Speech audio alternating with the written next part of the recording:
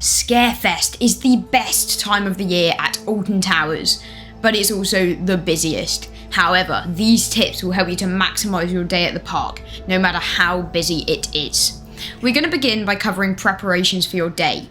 If you've already booked your visit, then this tip doesn't apply to you, but try to book a date outside of the half-term week, as the crowd levels will be significantly higher during that period.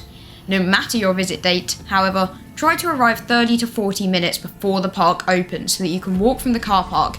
It is a literal hike, but you can take the monorail and get through security and into the park before opening, allowing you to get on a couple rides with minimal queue when the park opens. Also, download the Alton Towers app. It's free on the App Store and Google Play Store and will give you queue times and other important information about your day. I also highly recommend taking a rucksack or comfortable to carry bag with a drink, coat, and anything else you might need for the day.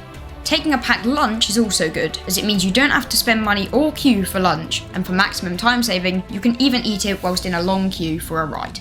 We're now on to the ride-focused tips. When you start your day, head to either Xtra or Forbidden Valley, as they both have multiple coasters and other rides, so you can do 1 to 3 big rides with smaller queues without even having to walk that far.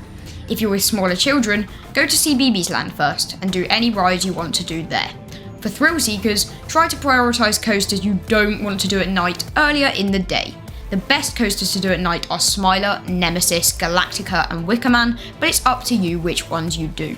I highly recommend doing Nemesis at night this year, as it's the ride's final year in its current form, as it is getting retracked and possibly rethemed for opening again in 2024. The other rides in the park are fun too, such as Hex and the Blade, but don't do these at night because they just aren't really worth it. Now on to arguably the best part of the event, the scare attractions. This isn't as much as a tip section, and instead explaining what the park has to offer this year. Starting with the thrilling side of the event, these attractions do require an additional upcharge. On offer this year is Altonville Mine Tours, a journey into a mine taken over by skin snatchers, Darkest Depths, where you adventure into a spine-chilling ghost ship, the Attic, where haunted spirits reside, and finally the new for 2022 scare experience, the Invitation, a descent into an ancient burial chamber. Onto the pricing of these attractions. At the time of recording, you cannot buy mazes individually, but you can instead purchase all 4 together at £32.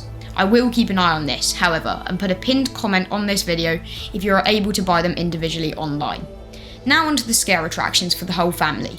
These attractions do not require an additional upcharge, except for Haribo Trick or Treat Town, which requires a £12 upcharge per person. On offer this year is Haribo Trick or Treat Town, a spooky walk-through village where you can knock on doors to get sweets and treats, Freaky Fun Zone, a spooky character meet and greet, CBeebies Land Monster Ball, a spooky dance and game show, and the Alton Ancestors, dancing actors that have essentially risen from the graves.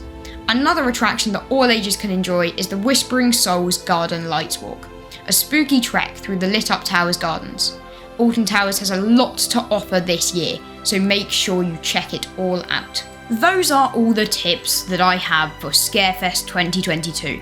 If you have any tips that you'd like to share, leaving them in the comments would be greatly appreciated. Remember to leave a like and consider subscribing if you enjoyed. The support really does mean a lot to me. Thanks for watching, I hope you enjoy Scarefest, have a great rest of your day, and goodbye!